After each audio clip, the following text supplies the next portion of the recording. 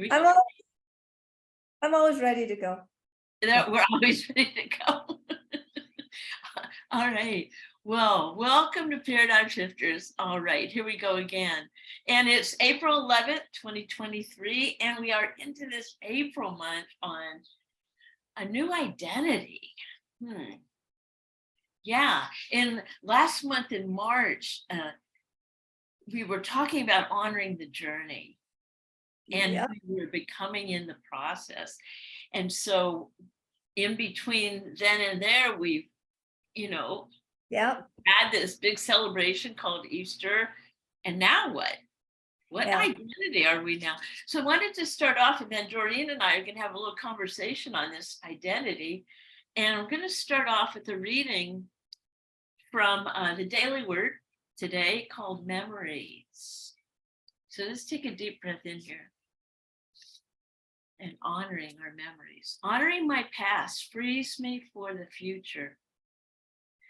Taking time to reminisce, my memories fill my awareness.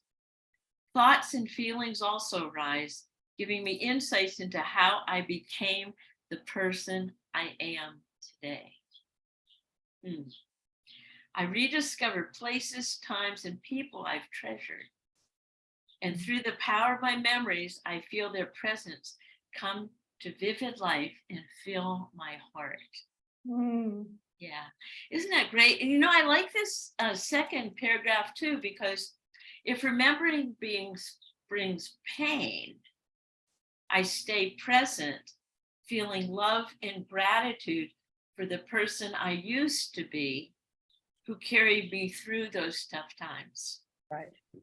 Yeah, I've made it through everything I encountered and have grown stronger and wiser as a result. Yeah, so Doreen Cumberford is on here again. I love it. We're going to continue our conversation. We should do once a quarter, huh? Well, tell me, what is it about this new identity and how you've come to live in so many places? Have you had to reinvent yourself? Or what is it about this identity? Well, Judy, that's a very good question. I have had the distinct privilege, and I recognize that it is a high-level privilege, of living, being, belonging, connecting, functioning, working, loving, and existing in 8 or 9 different countries, depending on how you count this. And my identity in the first one started off, I was a junior diplomat in the British Foreign Office. And I went to London, and my identity changed there when I became this little junior diplomat at the age of 22. And then I went to Cameroon, West Africa, and my identity changed then because I turned into this adventurer. I have this picture of me on my first weekend there with big sunglasses. I was much thinner.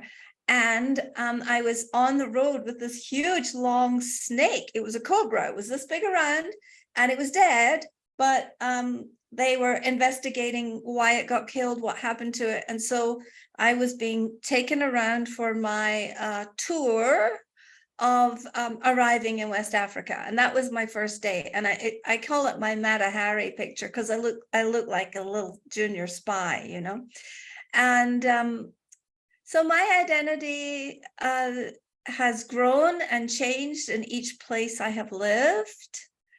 And actually, sometimes I didn't even realize until decades later what my identity was in an old place. So identity is a shifting experience. And I think the more consciousness we have that we pour into the subject of identity, the more we believe that we can choose it, because there's a lot of information in my zone, which is expats, digital nomads, and world travelers. It's basically the globally mobile communities. There's a lot of discussion about belonging to people, places, and possessions. because that's what we recognize. But I always think that the part that was missing for me in that formula is belonging to ourselves first. And I do think that sometimes our identities don't catch up to us until after we've left a place, reflected upon it, processed it, and retold the story. So tell me about the importance of going back and retelling the story. Well, I am currently in the middle of writing a book called Life in the Re-Entry Lane, which is basically when astronauts come back from space to the Earth, they go through this re-entry process physically in the space capsule, but they also go through a mental process, which is sort of repatriating back to Earth, right?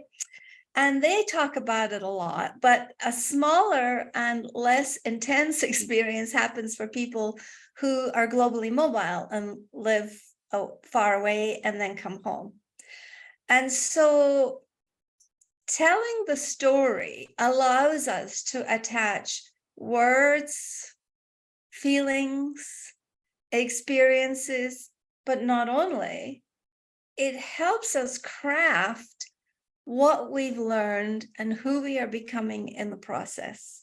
And it helps stories help us articulate to other people, who are you?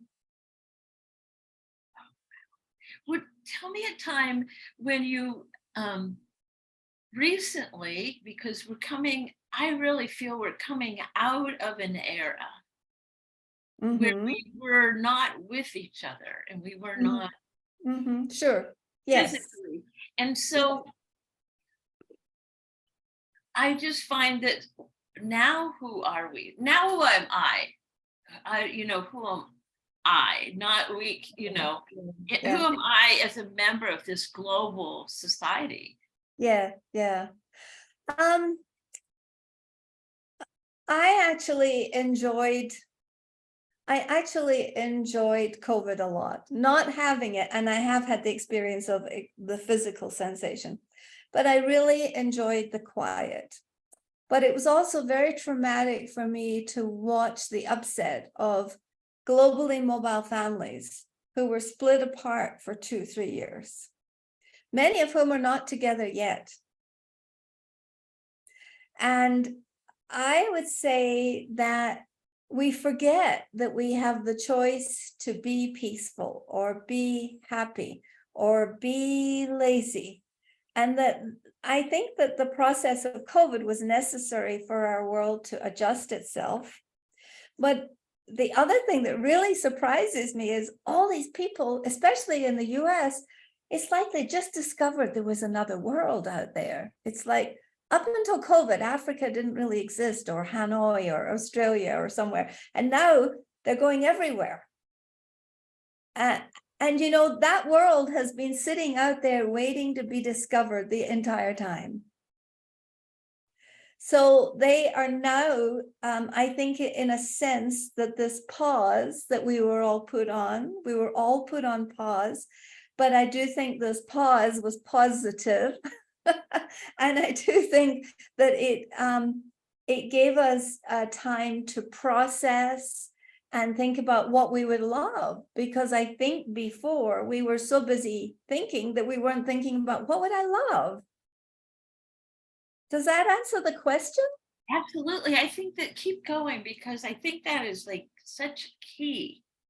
Yeah. Right now. Yeah. Is that what you're finding when you talk to people in your area? I know you're down in Mexico now, but when you're when you're talking to people who also you've had the privilege of knowing in all those other countries, what sense are you getting from them as far as a global identity? Or what do you think? Well, I do think there are people here who have who don't have a clue about what we're talking about. I do think, that's always sort of going to be the case. We're not going to gel with everybody. I do think there are people who are very thoughtful and intentional about moving overseas before and during the pandemic. And actually, I am developing a course called It's Never Too Late to Relocate for people who are elderly, or maybe 55 and onwards, that's not elderly, but to move and to grow and to change and develop, right? So what are people saying? Some people are very keenly aware that they still have life and they are going to live it full out. Like 100 miles an hour ahead, we're going to see everywhere. We're going to go everywhere. We're going to do everything. So it's almost like this quiet time unleashed an energy that wasn't really present before. And I think it's also lifted an awareness of the rest of the world and the beauty that's out there and the healing and the possibilities that are out there. So the people that I talk to, many of them have come here as sort of refugees from America. And many of them will never go back. So I think people are exploring and sort of we're in uncharted territory. We're kind of like the modern day astronauts leaving our Earth base and discovering things. I love it. Modern day astronauts on the Earth. I love it. Yeah. Tell me more about It's Never Too Late to Relocate. I'm finding too that people are taking the risk to like, oh, I've always wanted to live there. And they're actually doing it. Exactly. Yeah. Mostly what I talk about It's Never Too Late to Relocate is not so much the visas and the shots that you have to get. It's not so much the bureaucracy, but it's more the mindset that you need, because you need the mindset of a spaceship. You need the mindset of an astronaut. You need to be willing to fail. You need to be willing for the worst things possible to happen. The mental effects of moving to another country involve stress from moving and an adjustment. And for many people, this can lead to anxiety and depression. So there should be a caveat on whether you believe you can thrive overseas. Often, for many migrants, the hardest thing about moving overseas is leaving their families and friends, and the realization that their loved ones may be devastated, may be disappointed. Maybe you have to give reassurances. I was talking to a client yesterday, and she's moving to Portugal, and she promised her 92-year-old mom, I'm coming home twice a year, and I'll come for several weeks. And that was the deal she had to make. And we all make this deal in our mind's eye as to how we're going to manage it and who we're going to be in this situation. And when she was making her decision to buy her home overseas, she wrote to me and she said, help, how, what am I going to tell my mom? It's just my mom. She's 92. And I was like, so I sent her a list of questions. I don't remember what they are now, but I sent her a list of questions to ask herself. And she did. And she said she moved right through that process. It was very easy. So I think if you're considering moving overseas, the bite-sized part of it is the stuff above the water. The stuff under the water, like the iceberg, is the stuff that is going to cause you to pause and to change. And you're going to actually feel chemical changes in your brain. Not everyone's sensitive to that, but there will be chemical changes in your brain, which will lead to different things producing dopamine and you're going to be triggered by different things. So at the very core of your being, where you don't know that you live there, all your senses are going to be triggered. There's I live in San Miguel de Allende, and there's different smells, different tastes, different sounds. I mean, we have booms in the morning. This morning, I couldn't decide whether it was thunder or the booms going off, because when someone dies, they set off like an enormous cherry bomb to let heaven know that the person's coming. So we wake up in the morning to a boom, and it's either someone's been born and they're arriving and they're letting us all know, or the boom is to say that somebody is going on their way. And I love that.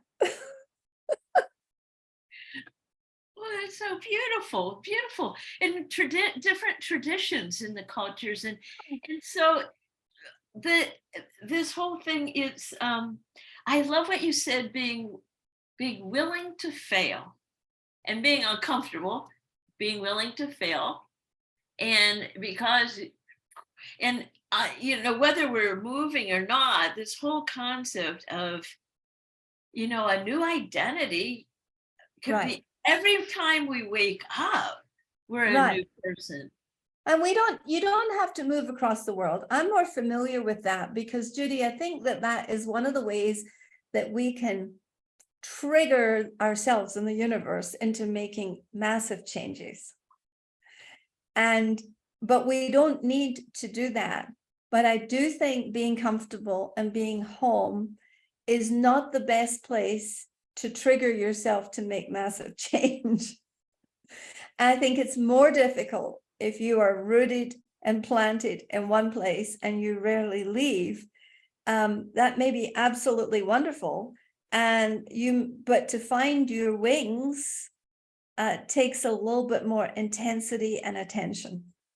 Okay, so let's imagine, and just for our folks here, I it just triggers something else in my mind, because I grew up in this really small town in Pennsylvania, Mm-hmm. and I wanted to leave so bad. I did really quickly. And I explored, I explored the country in the back of a pickup truck, and, it's like fun stuff. And yeah, and up in the Arizona, and then went to northern Wisconsin, and then now down in here in Texas. But what I found was there was that desire, burning desire, to find out more about other people, other cultures, other food. Yes. And then when things started to crash, I wanted to go back to that safety of my hometown. Yes, yes. I did for a little while, and then I got it up. So No, how important, and this identifying ourselves as adventurers or travelers, and not everybody is called. And you know what I realized over the years is that not everyone is called to do that. Not everyone should do that. And we need both. But we need to listen to each other. We need the stayers to listen to the adventurers, and the adventurers to listen to the stayers, because there's different value systems inherent in both. And I think by focusing in on the value of each experience is a way that we can really recreate our identity. There you go. One other thing I want to touch on before we wrap this up. The last time you were talking about the 2 suitcases that you packed, and and we didn't have a chance to get into that. So, could you tell us about that concept? Sure. Well, when I talk to globally mobile people who are maybe in Hong Kong for 2 years, and then they're moving to Singapore, or they're going to China, or they're going on another assignment somewhere else, they are in the midst of this enormous reshuffle of their lives. And, a lot of times the logistics, the packing, the crating, the organizing, the taking care of all of the things, our bodies, our health, our well-being, can consume us while we're leaving a place. And if that is the case, what happens is we don't take care. That's the visible suitcase. There is an invisible suitcase. Now, that invisible suitcase, Judy and I are familiar with a system called the 6 mental faculties. So the 6 mental faculties are in there, Judy. I think our memories, because we wherever we go, we take those memories, we take those perceptions, our will, our reason, our imagination, and our, what's the 6th one? Our perceptions too. Our perceptions. Did I miss that? Okay. Reason, yeah. Whatever. But yeah, keep going on. And that's so important. Keep going on about taking those. Is that part of your inner suitcase? That's your invisible suitcase. Okay. That's a suitcase that you can't see, but it's kind of like emotional baggage, right? So we have physical baggage and we have emotional baggage, which has a lot of the 6 mental faculties in it. But what I've come to understand through travel is that we have this recording going on all the time in our senses. And we have, how many senses do we have? Well, we have 5 senses, and those senses are always eating different foods, hearing different sounds, listening to different music, tasting different things, and all of those senses are involved. And those are all affected by the experiences that we endure during our lifetime.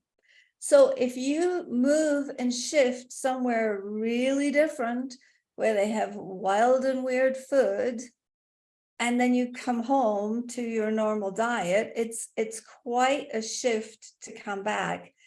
And I understood this when I returned from 15 years in Saudi Arabia. I realized that it wasn't me, that identity of Doreen, that was longing to see calligraphy. I was longing to see shops where I didn't understand the signs. I had no idea what the signs were. I knew it was a tailor. And another part was we heard prayer call 5 times a day. Well, that was kind of, 5 times a day. It's a holy process. And a lot of times we might not acknowledge it, but sometimes you kind of notice it. And it's just kind of, for me, it was a remembrance. It was like, oh, check in, how are you doing? And when I came back to the States, I didn't have that prompt. I didn't have that trigger. And my ears missed hearing the call to prayer. I felt so sorry for my ears. And then my eyes felt sad.